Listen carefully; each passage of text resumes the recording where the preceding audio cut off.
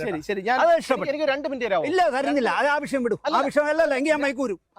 ആ വിഷയം ഇനി സംസാരിക്കില്ല. കാരണം എനിക്ക് അഭിമാനത്തോടെ 2 മിനിറ്റ് എനിക്ക് ഇല്ല അത് വേണ്ട അത് വേണ്ട. ആ വിഷയം വേറെ അടുത്ത ചോദ്യം ചോദിച്ചു. അതെനിക്ക് കേൾക്കാൻ താല്പര്യമില്ല. ഞാൻ ഈ ആറ്റിച്ചാടും. ഞാൻ ആരാധനയോടെ കണ്ടിരുന്ന ഒരു ചെറുപ്പക്കാരൻ നേതാവ് അടക്കം ഇവരെ കൊണ്ടു കിടക്കുകയാണ്. മനസ്സിലായോ? സർക്കാരിന്റെ എല്ലാ പരിപാടിയിലും ഫ്രണ്ടിൽ കാലുമേ കാലിട്ടിരിക്കാനുള്ള സീറ്റ്. പിന്നെ നമ്മുടെ സാംസ്കാരിക വകുപ്പ് മന്ത്രിയാണെങ്കിൽ ഈ സ്ത്രീ നടന്നു വരുമ്പോഴുള്ള സന്തോഷം വേണം കാണാൻ. അവിടെ എന്തിനാ ഇരിക്കുന്നു? ഇവിടെ വന്നിരി. അവിടെ ഇരിക്കാതെ ഇവിടെ വന്നിരിക്കും. കാരണം പുള്ളിക്ക് രോമാഞ്ചം കിട്ടാൻ വേണ്ടി എങ്ങനെ ഇരുന്നാലും കുഴപ്പമില്ല. പുള്ളിക്ക് രോമാഞ്ചം കിട്ടണം. സ്വന്തമായി പറയാണ്, വേറെ രാഷ്ട്രീയം വെച്ച് പറയല്ല. സത്യം പറഞ്ഞാൽ പിണറായി വിജയൻ ക്ലിഫ് ഹൗസിൽ ഒട്ടിക്കേണ്ടത് എന്താണെന്ന് അറിയാം? ഈ വീടിന്റെ ഐശ്വര്യം രാജീവ് ചന്ദ്രശേഖർ, താഴെ വി ഡി സതീശൻ, അതാണ് ഒട്ടിക്കേണ്ടത്. അതുകൊണ്ട് തന്നെ ഞാൻ പറയുന്നു, ഒരു മലയും മറിക്കണ്ട. മൂന്നാമത് എനിക്ക് ഏറ്റവും ഇഷ്ടപ്പെടുന്ന ഒരു സംഭവമാണ് ഈ മീശ. അത് മാത്രമേ ഉള്ളൂ. എനിക്ക് മീശ വേണ്ട. ഞാനൊന്ന് പറയും, ഈ തവണ LDF അധികാരത്തിൽ വന്നാൽ ഞാൻ ഈ മീശ കറക്റ്റായിട്ട് ഈ മീശ എടുക്കുന്നത്. അതായത് വളരുമല്ലോ, ഒരാഴ്ചത്തെ പ്രോഗ്രാമിലും മീശ ഉണ്ടാവില്ല. എന്തെങ്കിലും അത് നമ്മൾ പന്തയം വെക്കുമ്പോഴുള്ള നമ്മളുടെ ഒരു ഇതാണ്. നമ്മൾ പണ്ട് അതുകൊണ്ട് ഞാൻ എന്റെ മീശ എടുക്കും, പഠിക്കും. അത് ക്രൂരമാക്കണ്ട. ഒരു വശമൊന്നും അല്ല, 2 വശം. ദിനേശ് ചേട്ടൻ, അതെ തീർച്ചയായിട്ടും 2 സൈഡും. എന്നിട്ട് ദിനേശ് ചേട്ടനുമായിട്ട് ഞാൻ ഇവിടെ ഇരുന്ന് ഞങ്ങൾ സംസാരിക്കുക. എന്തുകൊണ്ട് ഇടതുപക്ഷം തോറ്റു, അല്ലെങ്കിൽ എന്തുകൊണ്ട് ഈ പറയുന്ന മറ്റേ ടീം ജയിച്ചു എന്നുള്ളത് അന്ന് സംസാരിക്കാം. അപ്പൊ ഈ വേടന്റെ കാര്യം വരുമ്പോഴേ അടുത്ത കൊല്ലം, അതായത് എന്തെങ്കിലും ഒരു കണ്ടന്റ് വേണ്ടേ? ആ പാട്ടൊന്ന് ഓർത്ത് വെക്കാൻ കഴിയണം. അങ്ങനെ ഒന്നുമില്ല. അത് വരുമ്പോഴത്തേക്കും അതിൽ ഒരു പരിധി വരെ പിണറായി അല്ല തെറ്റുകാരൻ. പിണറായി ഒരു ഉപഗ്രഹം ഉണ്ട് എൻ്റെ അകത്ത്. ഈ ഉപഗ്രഹങ്ങൾ പറഞ്ഞു കൊടുക്കുന്ന കേട്ടാണ്. പുള്ളിക്ക് ഇതൊന്നും സിനിമ കാണാനോ അങ്ങനെ ഈ പാട്ട് അപഗ്രഥിക്കാനോ ഒന്നും നടക്കണമല്ലല്ല. ഇത് യവന്മാർ പൊക്കി വിട്ടു കൊടുക്കുന്നേ. സഖാവേ, യവനെ പിടിച്ചാലുണ്ടല്ലോ, യവൻ നമ്മളോട് വന്നാൽ 10 വോട്ട് കിട്ടും. യവനെ കൊണ്ടുപോയാൽ പാർട്ടി തോക്കുമെന്ന് ഇങ്ങനെ അറിയില്ല. യവന് ജനസ്വാധീനം എന്ന് പറഞ്ഞാൽ നെഗറ്റീവാണ്. അല്ല, യവന് കുറെ കൂതറ കുളിക്കാത്ത പിള്ളേർ മാത്രമേ ഉള്ളൂ കമ്പനി. കുറെ ആണും പെണ്ണും കെട്ടാൻ കുറെ എണ്ണം നടപ്പണ്ടല്ല. പെൺപിള്ളേരെന്ന് പറഞ്ഞാൽ കുറെ എണ്ണം നടപ്പുണ്ട്. കെട്ടിപ്പിടിക്കാൻ എന്നാ വന്ന് ഗർഭിണിയാക്കി. അതിലൊരു പെണ്ണ്, അവളുടെ പേര് ഞാൻ പറയുന്നില്ല, അവള് തന്നെ പറയുന്നുണ്ട്, വേടനെ ന്യായീകരിക്കുന്നു. രാഹുൽ മാങ്കൂട്ടത്തിനെ തള്ളി പറയുന്നു. അത് മറ്റേ ശബ്ദം വിറ്റിയിരിക്കുന്ന സ്ത്രീയല്ലേ? അല്ലേ, അവര് പറഞ്ഞിട്ടില്ലേ? അല്ല, ശബ്ദം വിറ്റിയിരിക്കുന്ന സ്ത്രീ പറഞ്ഞിട്ടില്ലേ? അത് എന്തോ ഒരു വാക്കുണ്ട് അവർ പറയുന്നത്. അതായത് അയാൾ വേടം നിർബന്ധിച്ചല്ല ചെയ്തത്. അല്ല, ഇവർക്കൊക്കെ ഒരു ന്യായീകരണം. ഇവിടെ WCC എന്നൊരു സാധനം ഉണ്ടല്ലോ, തലയിൽ കണ്ണട വെച്ച പിണറായി മാനസപുത്രിമാര്. ഒരെണ്ണം മിണ്ടിയാ നോക്കി വേടനെതിരെ വായിലെന്തിരി പഴം ഇരിക്കായിരുന്നു. അവിടെയാണ് ഇവരുടെ ഈ ഇരട്ടത്താപ്പ്. ഇവരെല്ലാം പിന്നെ എന്താണ്, ഈ രാഷ്ട്രീയം കളിച്ചും ഇവരുടെ സ്വാർത്ഥ താല്പര്യങ്ങൾക്ക് വേണ്ടിയുള്ള കാര്യങ്ങളൊക്കെ കളിച്ച് ഈ മേഖലയെ തന്നെ നശിപ്പിക്കട്ടെ. നിങ്ങൾ പറയാൻ വന്ന ആളിനെ എനിക്ക് മനസ്സിലായി. മറ്റേ വലിയ കണ്ണടയൊക്കെ വെച്ച് അധ്യാപിക എന്ന് നടക്കണേ. ഈ സ്ത്രീ ഈ പെണ്ണും പിള്ള പഠിപ്പിക്കുന്ന പിള്ളേരുടെ ഭാവി അതാണ് ഞാൻ ആലോചിക്കുന്നത്. എമ്മട്ടാ തേങ്ങി. പക്ഷെ ഈ പെണ്ണ് പഠിപ്പിക്കുന്ന പിള്ളേരെ ഗതി ആലോചിച്ചു. സെക്സ് പഠിപ്പിക്കും, അതിനപ്പുറം ഒന്നും പഠിപ്പിക്കില്ല. പിള്ളേരെ സെക്സ് പഠിപ്പിക്കും. പ്രായപൂർത്തിയാവുന്നതിന് മുമ്പേ ആയിട്ടുള്ള വഴി തെറ്റാൻ പഠിപ്പിക്കും. ഇവളെയൊക്കെ പിരിച്ചു വിടണ്ടേന്ന് സർവീസ്. അതൊന്നും നടക്കില്ല. കാരണം ഇങ്ങനെയുള്ളവരെ കുറെ പേരെ കൊണ്ട് നടന്നാൽ മാത്രം എന്തൊരു ധൈര്യമാണെന്ന് നോക്കണം. അതായത് നാളെ ഞാൻ ഒരു പെണ്ണും പിള്ള ക്യാമറയിൽ എന്തോ ബലാത്സംഗം ചെയ്ത് ബസ്സിൽ വെച്ച് ബലാത്സംഗം ചെയ്ത് എടുത്ത ഒരു പയ്യൻ മരിച്ചില്ലേ? ആ പയ്യനെ ഇവള് പറയണമെന്ന് കേൾക്കാൻ. അവൻ ചത്തത് നന്നായി ഇവള് പറയാ. ഒരു അമ്മ നൊന്ത് പ്രസവിച്ച ഒരു അമ്മയും അച്ഛനും ഇരിക്കുന്ന സങ്കടത്തോടെ ഇരിക്കുന്ന ഒരു നാട്ടില് ഈ പെണ്ണ് പറയാണ് അവൻ ചാവാളാൻ തന്നെ. വേറൊരു കാര്യം എന്ന് പറഞ്ഞു കഴിഞ്ഞാൽ ഇതിനെയൊക്കെ അങ്ങനെ വളർത്തി വിടുകയാണ്. കാരണം എന്ത് ചെയ്താലും ഇങ്ങനെ കുറെ ബുദ്ധിജീവികൾ വേണം. ബുദ്ധിജീവി എന്നല്ല, വിടക്കുകൾ വേണം. എന്ത് ചെയ്താലും സ്ത്രീകളെ അനുകൂലിക്കുന്ന നിയമമുണ്ട്, എന്ത് ചെയ്താലും പട്ടികജാതിക്കാരെ അനുകൂലിക്കുന്ന ഒരു നിയമമുണ്ട് എന്നുള്ളൊരു ബോധമാണ് ഇവരെ കൊണ്ട് ഇതൊക്കെ ചെയ്യിക്കുന്നതും പറയുന്നത്. ഇവളെയൊക്കെ മിണ്ടാൻ പറ്റില്ല. ഇവളെയൊക്കെ അപ്പം മറ്റേ വകുപ്പിട്ട് കേസെടുത്തുള്ളൂ. ഇപ്പൊ തന്നെ നിങ്ങൾ ആലോചിച്ച് നോക്ക്. ഞാൻ 2 കേസിലെ പ്രതിയല്ലേ? അല്ല, ഇപ്പൊ തന്നെ ആലോചിച്ച് നോക്കൂ. MT വാസുദേവൻ നായരെ തള്ളക്ക് വിളിക്കാനായിട്ട് ഒരു പുസ്തകം എഴുതിയിട്ടുണ്ട്. ആദ്യ ഭാര്യയെ പീഡിപ്പിച്ചെന്നുണ്ട്. ഈ എഴുതിയവളൊക്കെ തന്തയ്ക്ക് പറഞ്ഞതാണെങ്കിൽ, നല്ല തന്തയ്ക്ക് പറഞ്ഞതാണെങ്കിൽ ഇവളൊക്കെ ചെയ്യേണ്ടിരുന്നത് MT ജീവിച്ചിരിക്കുമ്പോൾ MTയുടെ മുമ്പ് എഴുതണമായിരുന്നില്ലേ? അതാണ് ചെയ്യേണ്ടിരുന്നത്. പെണ്ണത്തോണ്ടെങ്കിൽ അങ്ങനെയാണ് ചെയ്യാൻ. അങ്ങേര് മരിച്ചു കഴിയുമ്പോൾ ആ മനുഷ്യനെ കരിവാരി തേക്കാനായിട്ട് 2 പെണ്ണുങ്ങൾ, അതും അതെന്താന്ന് ചേട്ടാ, അതായത് ഇവർക്ക് എങ്ങനെയെങ്കിലും പ്രശസ്തി കിട്ടും. അത് കുറുക്ക് വഴിയിലൂടെ, നേരായ വഴിയിലല്ല. കുറുക്ക് വഴിയിലൂടെ ഇവരുടെ സിത്താരയും അശ്വതിയും പറയുന്നു, ഞങ്ങൾ 2 പേരോടും പെർമിഷൻ വാങ്ങിച്ചിട്ടില്ല. അദ്ദേഹം ജനിപ്പിച്ച 2 ഭാര്യമാരിലുള്ള 2 മക്കളും പറയുന്നു ഞങ്ങളോട് ഇത് ചോദിക്കാതെയാണ് ചെയ്തിരിക്കുന്നത്. ചൂടപ്പം പോലെ വിൽക്കുന്നതാണ് പറഞ്ഞത്. 1000 കോപ്പി വിൽക്കുന്നത്, അതാണ് അവരുടെ ലക്ഷ്യം. അതാണ്, അതായത് അവരുടെ പേര് ചർച്ചയാവണം. അത് എന്ത് ചെയ്തിട്ടായിരുന്നാലും, എത്ര നെഗറ്റീവ് പബ്ലിസിറ്റിയിലൂടെ ആയിരുന്നാലും അവരുടെ പേര് മാധ്യമങ്ങളിൽ വരണം, ചാനലുകളിൽ ചർച്ച. ഇപ്പൊ ഉദാഹരണത്തിന് ഞാൻ പറഞ്ഞുതരാം. കഴിഞ്ഞ ഒരു 2 ആഴ്ച മുമ്പ് ഒരു വാർത്ത എൻ്റെ ശ്രദ്ധയിൽപ്പെടുന്നു. ആ വാർത്തയെന്ന് പറഞ്ഞു കഴിഞ്ഞാൽ, നമ്മുടെ വഞ്ചൂർ പോലീസ് സ്റ്റേഷനിലെ ഒരു വനിതാ SI അവർ വാടകയ്ക്കാണ് താമസിക്കുന്നത്, ആലപ്പുഴക്കാരിയാണ്. അവർ വീട്ടുജോലിക്കാരിയായ പട്ടികജാതിക്കാരിയായ ഒരു സ്ത്രീയെ ലൈംഗികമായി പീഡിപ്പിച്ചു. എന്നുള്ള വാർത്തയാണ് വരുന്നത്. അപ്പോൾ അതിജീവിത എന്ന് പറഞ്ഞിട്ട് ഒരു ഫേസ്ബുക്ക് പേജിൽ ഇവരുടെ മുഖമൊന്നും കാണിക്കാതെ അങ്ങ് ചെയ്യണം. അപ്പോൾ തന്നെ എനിക്ക് ഒരു അസ്വാഭാവികത തോന്നി. ഞാനിതിൻ്റെ പിന്നാലെ പോയി ഒരാഴ്ച എടുത്തു ഇതിൻ്റെ കംപ്ലീറ്റ് കാര്യങ്ങളും ഞാൻ എടുത്തപ്പോഴാണ് അറിയുന്നത് ഇവരുടെ ഈ പീഡിപ്പിച്ചു എന്ന് പറയുന്ന ആ സ്ത്രീയുടെ ബൈറ്റ് എടുത്തു. അവരുടെ നാട്ടിൽ പോയി അവരുടെ കൂടെ ഉണ്ടായിരുന്ന ആളുടെ എല്ലാ ക്രൈമുകളും നമ്പർ ഉൾപ്പെടെ ഞാൻ എടുത്തു. ഇവർ ഒരു മുക്കുവണ്ടം പണയം വെച്ച കേസിലെ പ്രതിയായിരുന്നു, അതിൻ്റെ ഡീറ്റെയിൽ എല്ലാം എടുത്തിട്ട് ഞാനത് കാണിച്ചു.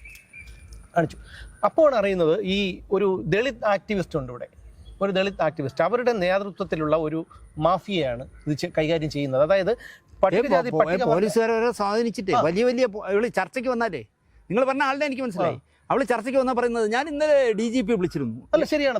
അതായത് അവരെ പോലീസുകാരെ കയ്യിൽ വെച്ചാണ്. അതായത് അത് വളരെ ശരിയായിട്ടുള്ള ഒരു കാര്യമാണ്. കാരണം അവരുടെ കൂടെയുള്ള എൻ്റെ വളരെ അടുത്തൊരു സുഹൃത്ത് തന്നെ എന്നെ പറഞ്ഞിട്ടുണ്ട്, ഞാൻ DGPയുടെ ഓഫീസിൽ ചെല്ലുമ്പോൾ അവരുടെ ഒരു വില കാണണം എന്നുള്ള കാര്യം അവരെന്നെ പറഞ്ഞിട്ടുണ്ട്. അപ്പോൾ ഞാൻ പറഞ്ഞത് ഈ ഒരു വനിതാ ആക്ടിവിസ്റ്റിൻ്റെ നേതൃത്വത്തിലാണ് ഒരു സംഘം പ്രവർത്തിക്കുന്നത്. അതായത് ഇതുപോലെ ഈ പട്ടിക വിഭാഗത്തിൽപ്പെട്ട ആർക്കെങ്കിലും എന്തെങ്കിലും ഒരു വിഷയം ഉണ്ടായാൽ ഇവർ സ്വമേധയാ കേസിൽ ഇടപെടുന്നു. ഇവരെല്ലാം ഇടപെട്ട് മറ്റുള്ള ആൾക്കാരുടെ നിന്ന് ഒരു ലക്ഷങ്ങൾ വാങ്ങിക്കും. അല്ലെങ്കിൽ പിന്നെ വയനാട്ടിൽ നിന്നോ അല്ലെങ്കിൽ തലശ്ശേരിയിൽ നിന്നോ കാസർഗോഡ് നിന്നോ വന്ന് ഇവിടെ താമസിച്ച് അടിച്ചു പൊളിച്ചല്ലേ ജീവിക്കുന്നത്. മാസം 5000 കൊടുത്ത് മുടിയൊക്കെ വെട്ടി അടിച്ചു പൊളിച്ചല്ലേ ജീവിക്കുന്നത്. ഈ സംഭവം പൊളിഞ്ഞു. ഈ പറഞ്ഞ ആൾക്കാർക്ക് ഞാൻ മുഖം കാണിച്ചുകൊണ്ട് തന്നെ ചെയ്തു. കാരണം ഇത് അതിജീവിത എന്നാണ് അവൾ പറയുന്നത്. കള്ളാന്നേ. ഇവിടെ ശബ്ദം വിറ്റ് ജീവിക്കുന്ന സ്ത്രീ ഉണ്ടല്ലേ, ഒരു കടം വാങ്ങിച്ച് കൂട്ടുകാരന്മാരിൽ നിന്നെല്ലാം ഭർത്താവിൻ്റെ കൂട്ടുകാരന്മാരിൽ നിന്ന് കടമെല്ലാം വാങ്ങിച്ച് ലക്ഷങ്ങൾ വാങ്ങിച്ചിട്ട് പൈസ കൊടുക്കാൻ അവർ പൈസ തിരിച്ചു വെച്ചപ്പോൾ ആ കൂട്ടുകാരന്മാരെല്ലാം കൂടെ എന്നെ ബലാത്സംഗം ചെയ്തു എന്ന് പറഞ്ഞ് തിരുവനന്തപുരത്ത് നിന്ന് പത്രസമ്മേളനം നടത്തി. കൊണ്ടുവന്നാര് ഈ ശബ്ദം വിറ്റ് ജീവിക്കുന്ന സ്ത്രീ കൊണ്ടുവന്നിട്ട് എന്ത് ചെയ്തു, തലയിൽ കൂടെ അവൾക്ക് മാസ്ക് ഇട്ടിട്ട് അവളെ കൊണ്ടിരുത്തിയിട്ട് ഈ സ്ത്രീയാണ്, ഈ ശബ്ദം വിറ്റ് ജീവിക്കുന്ന സ്ത്രീയാണ് കരയുന്നത്. ഈ പെങ്ങളെ ഞാൻ ചോദിക്കട്ടെ, അങ്ങനെ കരഞ്ഞവര് ഇത് ഒടുക്കം തെളിഞ്ഞല്ലോ കേസ്. തെളിഞ്ഞപ്പോൾ ഓടിത്തള്ളി. ഒരു കഴിഞ്ഞ പിണറായി മിനിസ്ട്രി ഉണ്ടായിരുന്ന കാലത്ത് ഒരു 4 വർഷത്തോളം പിന്നെ പിണറായി കണ്ട ആ ഏരിയ വരില്ലായിരുന്നു, പുല്ലുരുക്കുല ഓടണത്. ഇപ്പോൾ ഇതാ സിനിമയിലെ അതിജീവിതയുടെ ആളെന്നും പറഞ്ഞ് നടന്ന് അതിജീവിതയും കൊണ്ട് ഇവിടെ എല്ലാം എഴുന്നള്ളിക്കുന്നു, അവിടെ എല്ലാം കൊണ്ട് ചെന്ന് മുഖ്യമന്ത്രിയുടെ ആളായി. ഇപ്പൊ ക്രിസ്മസിനുള്ള ഡിന്നറൊക്കെ നടത്തിയിടത്തൊക്കെ ചെന്ന് വിളിക്കാതെ ചെന്ന് അടിച്ചോണ്ട് പോകണുണ്ട്. പിണറായി ഇങ്ങനെയുള്ളവരെ കൊണ്ട് നടക്കും. അതായത് ദിലീപിന്റെ കേസിലുള്ള ഒരു വിധി വന്നല്ലോ, വിധി വന്നതിന് ശേഷം പിന്നെ കരച്ചിലായിരുന്നു ഇവർ കുറെ പേര്. അത് തന്നെ, ഇതാണ് കേസ്. മീഡിയ അറ്റൻഷൻ കിട്ടാൻ വേണ്ടി എന്ത് ചെറ്റത്തരം ചെയ്യും, അവരെ ഭരിക്കുന്നവർ സപ്പോർട്ട് ചെയ്യും. അതെ, അതാണ് നടക്കുന്നത്. ഇപ്പൊ തന്നെ നെടുമങ്ങാട് എന്തോ മത്സരിക്കാൻ നടക്കുകയാണ്, CPIയുടെ സ്ഥാനാർത്ഥി. അത് വനിതാ സീറ്റ് ആവുകയാണെന്ന്, വനിതാ സംവരണം. ഞാൻ CPIയുടെ ഒരു വലിയ നേതാവിന് ഒരു മെസ്സേജ് അയച്ചു. ഇടതുപക്ഷത്തിന്റെ അല്ലെങ്കിൽ CPIയുടെ 8-15 ആ സീറ്റ് പോകും, 8-15 തോക്കും. ഒരു സീറ്റ് നിങ്ങൾ കൊണ്ട് കളയരുത്. നിങ്ങൾ ആ മന്ത്രി അനിലിന്റെ ഭാര്യ ഇപ്പോൾ ചടയമംഗലത്ത് പഞ്ചായത്ത് പ്രസിഡന്റാണ്.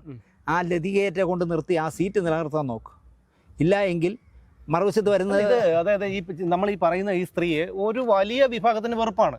ഇവരുടെ ഗണത്തിൽപ്പെടുന്ന ഒരു കുറച്ച് പേരുണ്ടല്ലോ, അവര് മാത്രം ചുറ്റിപ്പറ്റി. അവരെവിടെന്നേ ആ ഗണത്തിലുള്ളവർ വിട്. ഭരിക്കുന്നവർ ചെയ്യുന്ന എന്താ? ഭരിക്കുന്നവർ, ഞാൻ ആരാധനയോടെ കണ്ടിരുന്ന ഒരു ചെറുപ്പക്കാരൻ നേതാവടക്കം ഇവരെ കൊണ്ടു കിടക്കുകയാണ്. മനസ്സിലായോ? സർക്കാരിൻ്റെ എല്ലാ പരിപാടിയിലും ഫ്രണ്ടിൽ കാലിട്ടിരിക്കാനുള്ള ഒരു സീറ്റ്. പിന്നെ നമ്മുടെ സാംസ്കാരിക വകുപ്പ് മന്ത്രിയാണെങ്കിൽ ഈ സ്ത്രീ നടന്നു വരുമ്പോഴുള്ള സന്തോഷം വേണം കാണാൻ. അവിടെ എന്തിനാ ഇരിക്കുന്നു? ഇവിടെ വന്നിരി. KSFDCയുടെ ഒരു പരിപാടി എന്ന് വെച്ചു, അല്ലെങ്കിൽ അക്കാഡമിയുടെ ഒരു പരിപാടി. ആ പരിപാടിയിൽ മന്ത്രിയുടെ അടുത്ത് ഇവർക്കിരിക്കാൻ എന്താ അർഹത? അവിടെ ഇരിക്കുക, ഓഡിയൻസിന്റെ ഫ്രണ്ട് സീറ്റിലായിരിക്കും. ഫ്രണ്ടിൽ വന്നിരുന്ന അവിടെ ഇരിക്കാതെ ഇവിടെ വന്നിരിക്കും. കാരണം പുള്ളിക്ക് രോമാഞ്ചം കിട്ടാൻ വേണ്ടി. എങ്ങനെ ഇരുന്നാലും കുഴപ്പമില്ല, പുള്ളിക്ക് രോമാഞ്ചം കിട്ടണം. ഇങ്ങനൊരു സാംസ്കാരിക വകുപ്പ് മന്ത്രി, അയാൾ ട്രേഡ് യൂണിയനിലൊക്കെ വന്നപ്പോൾ എനിക്ക് ഭയങ്കര ബഹുമാനമായിരുന്നു. ഇയാൾ ക്യാൻസർ രോഗികൾക്ക് വേണ്ടി അയാളുടെ നിയമമണ്ഡലത്തിൽ ഷെൽട്ടറൊക്കെ ഉണ്ടാക്കി ഭയങ്കര ബഹുമാനമായിരുന്നു. ഇതായിരിക്കണം കമ്മ്യൂണിസ്റ്റുകാരനെന്നൊക്കെ വിചാരിച്ചിരുന്നതാണ്. ഇപ്പം മന്ത്രിയായപ്പോൾ ഉണ്ടല്ലോ എന്തൊക്കെ ചെയ്യണമെന്നോ, വാ തുറന്നാൽ അപ്പോൾ കേസാവും കോടതിയിൽ. അങ്ങനത്തെ മണ്ടത്തരങ്ങളാണ് വിളിച്ചത്. അത് ഈ അധികാരം ലഹരി തലയ്ക്ക് പിടിക്കുന്നതാണ്. ഇതിനെയൊക്കെ കൊണ്ടു കടന്ന് പിണറായി നമ്മളെ പാർട്ടിയെ നശിപ്പിക്കും. ഇനി CPIയിലാണ് ഇപ്പം നിൽക്കണേ ആ ശബ്ദം വിറ്റ് ജീവിക്കുന്ന സ്ത്രീ. ഇനി അവരിനി CPM ആവുമെന്നാണ് ഞാൻ ആലോചിക്കുന്നത്. കാരണം കുറച്ചു കാലം CPM ആയിരുന്നു. അപ്പോഴാണ് ഈ തൃശ്ശൂരിൽ നിന്ന് ഒരു സ്ത്രീയെ കൊണ്ടുവന്ന് ഫാൻസി ഡ്രസ്സ് കളിച്ചത്. കലാമതിയുടെ കവർ അടിച്ചു വന്നു. ഞാൻ വേണമെങ്കിൽ നിങ്ങൾക്ക് അയച്ചു തരാം, എൻ്റെ ഉണ്ട് കലാമതി. ആ കലാമതിയുടെ കവർ അടിച്ചു വന്നു. ഈ മഹദിയും ഈ മാസ്ക് ഇട്ട സ്ത്രീയും കൂടെ ഇരിക്കുന്നത്. അല്ല, സത്യം പറഞ്ഞാലേ നമുക്കിപ്പോ എങ്ങനെ സംസാരിക്കാൻ പോലും പേടിയാണ്. അവർക്ക് ഏത് രീതിയിൽ വേണം വ്യാഖ്യാനിച്ച്. എനിക്ക് പേടി, ഒരു പരാതി അങ്ങോട്ട് കൊണ്ട് കൊടുത്തു കഴിഞ്ഞാൽ ഇല്ല അങ്ങനെ. പക്ഷെ അപ്പോഴും കേസൊക്കെ എടുത്തോട്ടെന്നേ. ഇപ്പൊ കമലിന്റെ കേസിന് കമൽ പ്രേരിപ്പിച്ചൊരു കേസ് കൊടുത്തല്ലോ, പോക്സോ കേസ്. ആ കേസിന് ഞാൻ വട്ടർഗാവ് പോലീസ് സ്റ്റേഷനിൽ മൊഴി കൊടുക്കാൻ ചെന്നപ്പോൾ അന്നിരുന്ന CA എന്നോട് പറഞ്ഞത്, സാറേ ഇതിൽ സാറിനെ കുരുക്കാവുന്ന ഒന്നുമില്ല, വെറുതെ കൊണ്ടുവന്ന് തന്ന ഒരു കേസാണ്. സാർ ധൈര്യപ്പിക്കൊള്ളണമെന്ന് പറഞ്ഞ് റൈറ്ററെ വിളിച്ചിട്ട് ആവശ്യമില്ലാത്തതൊന്നും എഴുതി വെക്കരുതേ എന്ന് പറഞ്ഞ് വിട്ടേണ്. 2 ആഴ്ച കഴിഞ്ഞപ്പോൾ എനിക്ക് പോക്സോ കേസിൻ്റെ വാറണ്ട് പറഞ്ഞു. എന്തിനെന്നറിയാം, എനിക്കറിയാം മട്ടർകാവ് പോലീസ് സ്റ്റേഷനിൽ വിളിച്ച നേതാവിനെ എനിക്കറിയാം. വിളിച്ചിട്ട് അത് പോക്സോയിൽ കയറ്റണം എന്ന് പറഞ്ഞ് കയറ്റിപ്പിച്ചാണ്. കമ്മ്യൂണിസ്റ്റുകാരനായ എനിക്ക് പോക്സോ കേസാക്കി പ്രതിയാക്കണം എന്ന് പറഞ്ഞ കമ്മ്യൂണിസ്റ്റുകാരനെ എനിക്കറിയാം ആരെന്ന്. ഞാൻ കൂടുതൽ പറഞ്ഞാൽ നാറിപ്പോവും അവൻ. ഞാൻ ഒരുപാട് പ്രതീക്ഷയോടെ കണ്ടിരുന്ന ഒരുത്തനാ. അപ്പോൾ ഞാനിപ്പോൾ കോടതി കയറി ഇറങ്ങി. ഇപ്പോൾ വാദം നടക്കുകയാണ്. ഒരു ചുക്ക് സംഭവിക്കില്ല എന്നുള്ള അവര് വിചാരിക്കുന്നത് അത് തന്നെയാണ്. കാരണം നമ്മളെ എങ്ങനെയെങ്കിലും ഒതുക്കണം, നമ്മളെ പരമാവധി കോടതി കയറ്റി ഇറക്കുക. കോടതി ചെല്ലുമ്പോൾ തെളിവുകളുടെ അവസാനത്തെ അല്ല, നമ്മളെ ഒതുക്കുക എന്നുള്ളതാണ്. അതെ, ഇപ്പം തന്നെ ഞാൻ പറഞ്ഞില്ലേ, ഇപ്പം കമൽ വന്ന ശേഷം, കമൽ ചലച്ചിത്ര അക്കാദമി ചെയർമാനായ ശേഷം എനിക്ക് ഈ ഫംഗ്ഷന്റെ കാർഡ് പോലും അയക്കില്ല. മഹേഷ് പഞ്ചിനോട് പുള്ളി തന്നെ പറഞ്ഞു, കാർഡ് അയക്കുകയാണെങ്കിൽ ഞാൻ രാജിവെക്കുന്നു. അപ്പോൾ മഹേഷ് അയക്കില്ല. അവിടെ തുടങ്ങിയതാണ്. ഇപ്പോൾ അജയ് ചന്ദ്രൻ എന്ന് പറഞ്ഞൊരു സാറാണല്ലോ, സാറും അയക്കില്ല. എനിക്ക് നാണം തോന്നിയ ഒരു സാധനം ഞാൻ ഇന്ന് രാത്രി, ഞായറാഴ്ച രാത്രി വരുന്ന എൻ്റെ വാരഫലത്തിൽ ഞാൻ പറഞ്ഞിട്ടുണ്ട്. അതായത് ഈ മറ്റേ ആ കള്ളച്ചെറുക്കം, അലവലാതെ ചെറുക്കം വന്നപ്പോഴേ അവനെ സ്വീകരിച്ചുകൊണ്ട് വേണം അജയ് ചന്ദ്രൻ കൊണ്ടുപോകണം. വരണം സാർ, വരൂ. എനിക്ക് രാജാവിനെയൊക്കെ കൊണ്ടുപോകുമ്പോൾ എനിക്ക് അത്ഭുതം തോന്നുന്നു. കാരണം 2 പീഡന കേസിലെ ഞാൻ പിന്നെ 2 പറഞ്ഞു, അപ്പം 4 പോട്ടെ പ്രതി. ഈ പ്രതിയാണ് ഈ മന്ത്രിയും മുഖ്യമന്ത്രിയും ഒക്കെ ഇങ്ങനെ പ്രോത്സാഹിപ്പിച്ചു. എന്നിട്ട് സ്ത്രീ സമത്വം പറയും. അല്ല, അവന് പേടി തീർന്നു. മുഖ്യമന്ത്രി ഒന്നും ചെയ്യില്ല. പേടി തീർന്ന് മാത്രമല്ല, അവൻ ഇനി പീഡിപ്പിച്ചാലും സംരക്ഷിക്കേണ്ട ഒരവസ്ഥ ഇവർക്കുണ്ടല്ലോ. ഉണ്ടല്ലോ. ഇവിടെ എൻ്റെ പേരിൽ ഈ ശബ്ദം വിറ്റ് ജീവിക്കുന്ന സ്ത്രീ കൊടുത്ത കേസിൻ്റെ സമയത്ത് ഇപ്പോഴത്തെ നമ്മുടെ എന്താ പറയുക, എല്ലാവരും ഭാവി മുഖ്യമന്ത്രി എന്ന് പറയുന്ന ശൈല ടീച്ചർ വരെ എനിക്കെതിരെ മോശമായി സംസാരിച്ച സ്ത്രീയാണ്. എന്നെ അവർക്ക് ABCD അറിയില്ല, ഞാൻ ആരെന്ന്. അവർ പോലും പറഞ്ഞു, ഞങ്ങളുടെ പാർട്ടിക്കാരനെന്ന് പറഞ്ഞ് നടക്കുന്ന ദിനേശിൻ്റെ പേരിൽ വരെ കേസെടുത്തു. ഞാൻ അന്ന് ആലോചിക്കുക, അയ്യേ ഈ സ്ത്രീ ഇത്ര കൂതറയെന്ന്. ഞാൻ ഒരു ആരാധനയോടെ കണ്ടിരുന്നത്. അവരന്വേഷിക്കണ്ടേ ഈ ദിനേശ് ആരെന്ന്. 17 വയസ്സിൽ പാർട്ടി മെമ്പർഷിപ്പ് കിട്ടിയ ഞാൻ ക്ലീഷയായി പോകും. അതുകൊണ്ടാണ് വീണ്ടും വീണ്ടും പറയാത്തത്. ഞാൻ ഉത്തമ കമ്മ്യൂണിസ്റ്റുകാരനായി ഇപ്പോഴും ജീവിക്കുന്ന ആളാണ്. ഉത്തമ കമ്മ്യൂണിസ്റ്റുകാരനായിട്ട് ഈ അങ്ങനെ അടിച്ചു പറയാവുന്ന സുമേഷെ, അങ്ങനെ ഉത്തമ കമ്മ്യൂണിസ്റ്റ് എന്ന് പറയാവുന്നവന്മാർ ഞങ്ങളുടെ പാർട്ടിയിൽ ഇപ്പം വളരെ കുറവാണ്. അല്ല, ഇല്ല കേട്ടോ, ഞാൻ മദ്യപിക്കില്ല, പരസ്യ ബന്ധമില്ല, മറ്റൊരാൾ അങ്ങനെ. അത് മാത്രമല്ലെന്നേ, കമ്മ്യൂണിസ്റ്റ് പാർട്ടി നടത്തേണ്ട നിശ്ചയിച്ചിട്ടുള്ള ഒരു കാര്യത്തിൽ നിന്ന് വ്യതിചലിക്കാത്ത ആളാണ് ഞാൻ. എന്നെ അവർക്ക് വേണ്ട. പീഡിപ്പിക്കുന്നവനും കള്ള നുണ പറഞ്ഞു നടക്കുന്ന പെണ്ണും പിള്ളേക്കും മതി. അവളൊരു ആത്മഹത്യ കുറിപ്പ് എഴുതി കൊടുത്താൽ അപ്പം പറയാണ് പിണറായി പൊക്കന്ന്. മനസ്സിലായ? അവളെ ആരെ പറമ്പില്ല 10 കാണ്ടാമൃഗം വിചാരിച്ചാൽ കൊല്ലാക്കൂല. അത് നമുക്കല്ലേ അറിയാവൂ, സിനിമാ സമൂഹത്തിനല്ലേ അറിയാവൂ. ഇതാണ് കേസ്. ഇതിങ്ങനെ പോവുള്ളൂ. ഇനിയിപ്പോൾ എന്ത് ചെയ്യാൻ പറ്റുന്നേ? അല്ലെങ്കിൽ ഈ പിണറായിക്കെതിരെ സംസാരിക്കാൻ പറ്റിയ ഒരുത്തനും അതിലില്ല. എല്ലാവൻ്റെയും എന്താ പറയാ, നടുപിടിച്ചിട്ടിരിക്കും. ഒരുത്തനും പറയില്ല. ഗോവിന്ദ മാഷൊക്കെ നടക്കണ കണ്ടാ പാവം തോന്നും. പാർട്ടി സെക്രട്ടറിയാണ്. പിണറായി കാണുമ്പോൾ നിൽക്കണമെന്ന് കാണാൻ.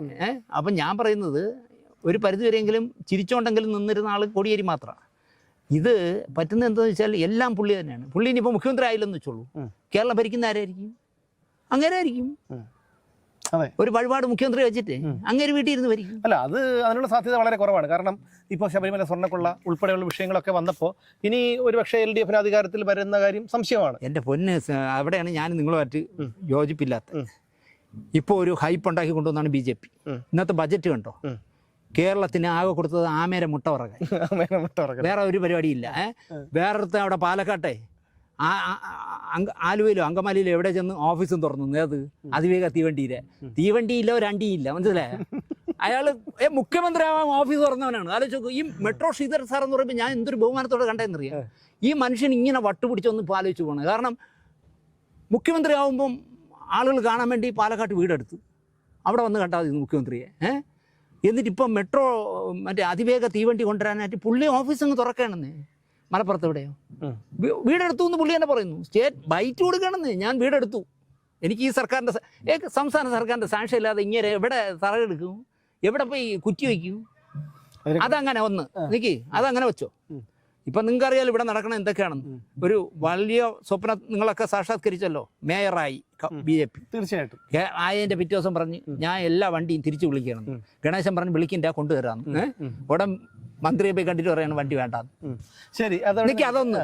മറുവശത്ത് ഇന്നലെ അവരെ തള്ളക്ക് വിളിച്ചിട്ടുണ്ടെന്ന് ശശി തരൂരിനെ ഇന്നലെ മച്ചമ്പി നമ്മളെല്ലാം ഒന്നിച്ച് വയ്ക്കണം. അവിടെ ശശി തരൂർ നമ്മളൊന്നിച്ചാണ് നിൽക്കി. അങ്ങേരിയിലൊരു ഉടുപ്പുണ്ട്. അടുത്ത് ഏതോ 2 നിയോജക മണ്ഡലം ഒഴിച്ച് ബാക്കി എല്ലാ നിയോജക മണ്ഡലത്തിലും സ്ഥാനാർത്ഥി മുരളീധരനാണെന്ന് പോസ്റ്റർ ഒട്ടിച്ചുകൊണ്ട് മുരളീധരൻ പറയുന്നത് ഇത് ആരോ എനിക്കിട്ട് വെച്ചിരിക്കുന്ന ഒരു കെണിയാണ് എന്നെ തോപ്പിക്കാൻ. അതൊരു മുഖ്യമന്ത്രി. ഡൽഹിയിൽ ഇപ്പം ഹൈക്കമാൻഡ് ആരെന്ന് വെച്ചാൽ ഞാനാണെന്ന് പറയുന്നത് കെ സി വേണുഗോപാൽ. യാഥാർത്ഥ്യം ഞാൻ പറഞ്ഞുതരാം. അതായത് കെ സി വേണുഗോപാൽ അർത്ഥശങ്കയ്ക്കിടയില്ലാതെ വ്യക്തമാക്കി കഴിഞ്ഞു അദ്ദേഹം മത്സര രംഗത്തേക്കില്ലാന്ന്. ശശി തരൂര ഇല്ല, ആകെ ഉള്ള ഒരാളേ ഉള്ളൂ, വി ഡി സതീശനാണ് ഇപ്പോ മുഖ്യമന്ത്രിയാകാൻ വേണ്ടി നടക്കുന്നത്. പക്ഷെ അത് വില പോകുമെന്ന് എനിക്ക് തോന്നുന്നില്ല. വി ഡി സതീശൻ ജയിക്കില്ല. സിപിഐയുടെ സീറ്റ് CPM തിരിച്ചെടുക്കാൻ പോവാണ്. അതിനെക്കുറിച്ച് എനിക്കറിയില്ല. പക്ഷേ രമേശ് ചെന്നിത്തലയിൽ ജനങ്ങൾക്ക് വലിയ പ്രതീക്ഷയുണ്ട്. രമേശ് ചെന്നിത്തല വരണമെന്നാണ് എന്റെ വ്യക്തിപരമായിട്ടുള്ള ആഗ്രഹം. അതിനെക്കുറിച്ചൊന്നും എനിക്കറിയില്ല. അതിനെക്കുറിച്ചൊന്നും എനിക്കറിയില്ല. നിങ്ങളെ വാക്കിയോ ഇവർ അങ്ങോട്ടും ഇങ്ങോട്ടും മാറി. അല്ല, അതെന്തോ ആയിക്കോട്ടെ. രമേശ് ചെന്നിത്തലയെ ജയിപ്പിക്കാതിരിക്കാൻ സതീശൻ കളിക്കും, സതീശൻ ജയിക്കാതിരിക്കാൻ വേണുഗോപാൽ കളിക്കും, വേണുഗോപാൽ കളിക്കാതിരിക്കാൻ ഇതിൽ ആകെ കളിക്കാറുണ്ടാത്ത ഒരു തന്നെ ഉള്ളൂ ശശി തരൂർ. അയാൾക്ക് കളിക്കാറില്ല. അല്ല, ചേട്ടൻ പറയുന്നത് ശരിയാണ്. കാരണം രമേശ് ചെന്നിത്തലയെ ചിലപ്പോൾ ഒതുക്കാൻ വേണ്ടി സതീശൻ ശ്രമിക്കും. സതീശൻ ശ്രമിക്കുന്നുണ്ട്. സതീശനെ ഒതുക്കാൻ വേണ്ടി എല്ലാ സ്ഥലങ്ങളിലും ചെന്ന് സതീശനെ ഒതുക്കാൻ വേണ്ടി ആരും ശ്രമിക്കുന്നില്ല. സതീശൻ ഒതുക്കിക്കോളൂ അല്ലേ? ഒതുക്കിക്കോളും. അതുകൊണ്ട് സതീശൻ എന്ന് പറഞ്ഞു കഴിഞ്ഞാൽ ഈ പറഞ്ഞ നിങ്ങൾ മനസ്സിലാക്കേണ്ടത്, കൊല്ലങ്ങളായി നിങ്ങൾ ചെയ്യേണ്ടത്, ഞാൻ സത്യസന്ധമായി പറയാണ്, വേറെ രാഷ്ട്രീയം വെച്ച് പറയണ്ട. സത്യം പറഞ്ഞാൽ പിണറായി വിജയൻ ക്ലിഫ് ഹൗസിൽ ഒട്ടിക്കേണ്ടത് എന്താണെന്ന് അറിയാം? ഈ വീടിന്റെ ഐശ്വര്യം രാജീവ് ചന്ദ്രശേഖർ, താഴെ വി ഡി സതീശൻ, അതാണ് ഒട്ടിക്കേണ്ടത്. അതുകൊണ്ട് തന്നെ ഞാൻ പറയുന്നു, ഒരു മലയും മറിക്കണ്ട. മൂന്നാമത് ദിവസം രാജീവ് ചന്ദ്രശേഖരൻ ഇതുപോലെ നിങ്ങൾ ഒരു വൈകുന്നേരം ഇവിടെ വിളിച്ച് ഇന്റർവ്യൂ എടുത്തോ? രാജീവ് ചന്ദ്രശേഖരനെ നമുക്ക് വിടാം. പക്ഷേ എന്തിനു വിടണേ? എന്റെ പാർട്ടിക്കാരൻ, എനിക്ക് പാർട്ടിയില്ലല്ലോ. അത് ഇല്ലാന്ന് പറഞ്ഞവരൊക്കെയാണ് ഉള്ളത്. എന്തോ ആയിക്കോട്ടെ. നിങ്ങളുടെ ചാനൽ സ്ഥിരം കാണുന്ന ആളല്ലേ ഞാൻ. നിങ്ങൾ എന്തെങ്കിലും BJPയെ വിമർശിക്കുന്ന എന്തെങ്കിലും ചെയ്യുന്നു? ഇഷ്ടം പോലെ ഉണ്ടല്ലോ. ഞാൻ കണ്ടിട്ടില്ല. ഞാൻ കാണാതെ എനിക്ക് നിങ്ങൾ ബ്ലോക്ക് ചെയ്യുന്ന ഒരേ സമയം എങ്ങനെയാണ് കോൺഗ്രസിനെ രണ്ട് പാർട്ടിയിൽ വിശ്വസിക്കാൻ കഴിയുക? ആര് വിശ്വസിക്കും? രണ്ട് പാർട്ടിയെ വിശ്വസിക്കാൻ കഴിയുന്നത് പറ്റില്ല. അതാണ് പറഞ്ഞത്. ചാനൽ കാണുക. ചാനൽ കാണുമ്പോ കോൺഗ്രസിന് വേണ്ടി കോൺഗ്രസ്സുകാരനാണ് അല്ല, അപ്പൊ BJPക്ക് വേണ്ടി പറയുന്നുണ്ട്. അപ്പൊ എന്താണ് BJPക്ക് വേണ്ടി BJP അല്ലെങ്കിൽ ഇതാ ഇപ്പൊ ഈ മേയർ കാണിച്ച രണ്ടു മണ്ടത്തരങ്ങളെ ഒന്നും നിങ്ങൾ ഇന്നലെ 50 പട്ടി ഒരു പോലീസുകാരി വളർത്തിയത് കഴിഞ്ഞ ഭരണസമിതിയുടെ കാലത്ത് ആര്യ രാജേന്ദ്രനോട് ആ പട്ടിയെ മാറ്റാൻ വേണ്ടി ജനങ്ങൾ അവിടെ നിവേദനം കൊടുത്തപ്പോൾ അതിനുള്ള സംവിധാനം ഇല്ലാന്ന് പറഞ്ഞ സ്ഥലത്ത് ഇന്നലെ മേയർ പോയിട്ട് 50 പട്ടികളെ ഷട്ടറിലേക്ക് മാറ്റി. പോലീസുകാർക്ക് അത്രയും പൈസ ഉണ്ടോ? അല്ല, പെറ്റി വരികയത്. എന്തായാലും ഞാൻ അവരെ ബഹുമാനിക്കും കേട്ടോ. ഞാൻ പട്ടികളെ അമിതമായി സ്നേഹിക്കുന്ന ആളാണ്. ആയിക്കോട്ടെ. പക്ഷെ ഞാൻ അതല്ല പറയണേ. ഞാൻ പറഞ്ഞത് ഈ രണ്ട് പാർട്ടികൾ ഒരിക്കലും യോജിക്കാതെ നിൽക്കുകയും തമ്മിൽ തന്നെ പാര വയ്ക്കുകയും മറുവശത്ത് ആരുമില്ലാത്തൊരവസ്ഥ വരുമ്പോൾ പിണറായി തന്നെ ജയിക്കും. അതാണ് നമുക്കൊരു കാര്യം. ഇതേ സീറ്റ്, ഈ മരം ഓർത്തു വെച്ചു. ഈ മരം പ്രേക്ഷകർ ഞാൻ സുമേഷിനോട് തീർത്ത് പറയുന്നു, ഈ ഇലക്ഷന്റെ വോട്ട് എണ്ണി തീരുന്നതിന്റെ അന്ന് സുമേഷ് വിളിച്ചാൽ ഈ മരത്തിന്റെ അവിടെ വന്നിരുന്ന് ഞാൻ സംസാരിക്കും. എനിക്ക് ഏറ്റവും ഇഷ്ടപ്പെടുന്ന ഒരു സംഭവമാണ് ഈ മീശ. അത് മാത്രമേ ഉള്ളൂ. എനിക്ക് മീശ വേണ്ട.